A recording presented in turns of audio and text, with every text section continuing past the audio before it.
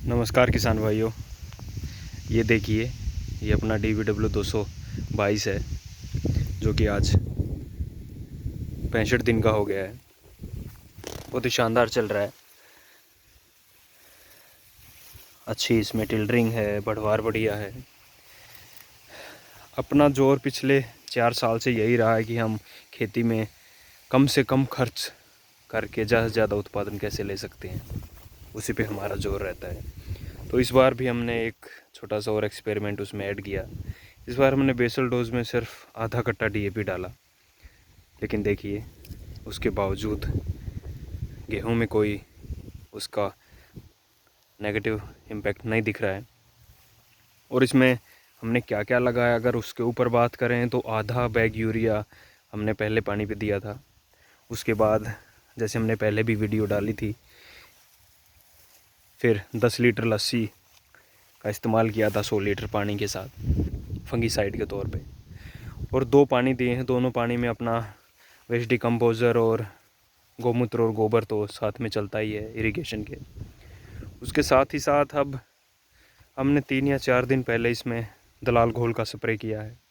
दलाल घोल का मतलब है 2.5 किलो DAP, 2.5 किलो यूरिया और 100 ग्राम जिंक 150 लीटर पानी में।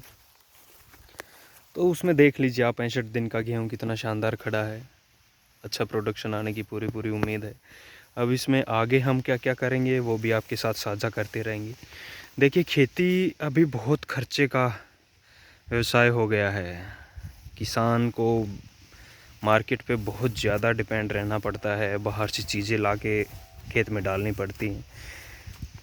तो कोशिश करिए कि उस खर्चे को घटाने की, क्योंकि जब तक हम खर्चा नहीं घटाएंगे, जो कि सरकार बार बार बोलती है कि आमदनी दुगनी, वो सिर्फ एक जुमला है। वो दुगनी नहीं करेंगे, वो दुगनी तो हमें खुद ही करनी पड़ेगी। तो उस पर काम करना पड़ेगा, अपनी मिट्टी पर काम करना पड़ेगा। सबसे ज़रूरी चीज़ तो यही है, क्योंकि जब तक हम अपनी मिट्टी पे काम नहीं करेंगे, हम अपने खेत से कुछ नहीं ले सकते। जो ये बाहर से डालते रहते हैं अंधाधुंध दवाई, पेस्टिसाइड, केमिकल, नहीं, उनसे हमें बचना होगा। हमें कोशिश करनी होगी कि अपनी मिट्टी को बचाया जाए। मिट्टी को कैसे बचा सकते हो आप? उसको बचाने के लिए आपको थोड़ा बहुत तो ऑर्गेनिक की तरफ आना ही पड़ेगा। अपनी मिट्टी का सैंपल लें, उसकी जांच करवाएं, उसमें क्या सही है क्या गलत है। अपने खेत में काम करें। वेस्ट डिकम्पोज़र के तौर पर आप इस्तेमाल कर सकते हो चीज़ें। जीवामृत है, और भी बहुत सी चीज़ें हैं। और वही डालें जो आपको खेत में ज़रूरत है, जिसे खेत मांग रहा है। एक्स्ट्रा डोज कभी भी ना दें। अगर आप सिर्फ इतनी बात पर भी काम कर लें तो आप बहुत सी चीज़ों को सुधार सकते हो। आप मिट्टी को, अपने खेत की मिट्टी को बहुत अच्छे से सुधार सकते हो अगर आप बेवजह की डोज नहीं दे रहे हो किसी भी खेती को, चाहे वो रबी की फसल हो या खरीफ की फसल हो।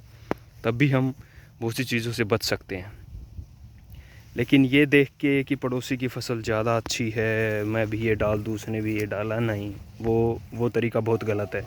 वो हमें गर्त की तरफ लेके जा रहा है, उसमें हमारी प्रोग्रेस कुछ नहीं है।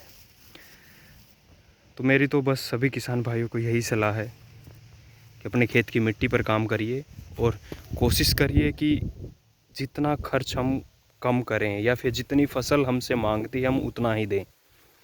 प्रोडक्ट तो मार्केट में बहुत आ रखे हैं जो डालते ही आपकी फसल को एकदम से बढ़ा देंगे, लेकिन वो कितने दिन बढ़ा देंगे? इस बार हो सकता है आपने वो 1 लीटर डाला हो, अगली बार वो 1.5 लीटर की मांग करेगा, फिर वो 2 लीटर की मांग करेगा। कहाँ तक खर्चा करोगे? जितना हमें MRP MSP मिलना चाहिए फसलों का, उतना सरकार नहीं दे रही है। वो उसे कंट्रोल कर लेती है, उसमें सरकार की भी गलती नहीं है।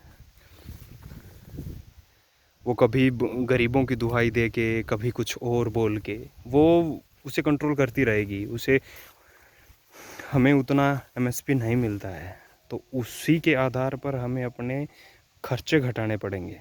खर्चे घटाकर ही खेती को मुनाफे का जरिया बनाया जा सकता है। और वैसे भी सभी किसान भाइयों को हाजे की ये समस्या तो झेलनी पड़ ही रही है कि बेरोज़गारी बहुत बुरी चल रही है, बच्चों को रोज़गार मिल नहीं रहे।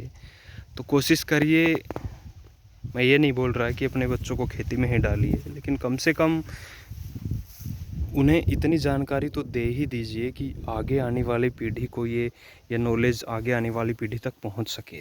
कहीं हम ऐसा ना कर दें कि ये कंपनियां और ये मार्केट और इन सब के जंजाल में हम वो अपनी परंपरागत खेती ना भूल जाएं, जिसमें आगे भी फिर परेशानी होगी। देखिए ये टॉम है, साथ में घूमने आ गया खेत में। तो किसान भाइयों, मेरी तो यही दरख्वास्त आप सभी से कि अपने खेत को पहचानिए, उसको जानिए और फिर उसमें खेती करिए। लाभ क्यों नहीं होगा, ज़रूर होगा। ऊपर वाला भी सच्चाई से की गई मेहनत का फल ज़रूर देता है। तो मेरी ये जानकारी आपको अच्छी लगी हो तो मेरे चैनल को सब्सक्राइब करिए और ज़्यादा से ज़्यादा किसानों तक इस जानकारी को शेयर करिए। हम आगे भी जो भी अपने खेत में एक्सपेरिमेंट करते हैं या फिर जो इस गेहूं की फसल में हम डालेंगे वो उसके साथ आपको अपडेट करते रहेंगे। नमस्कार, जय हिंद।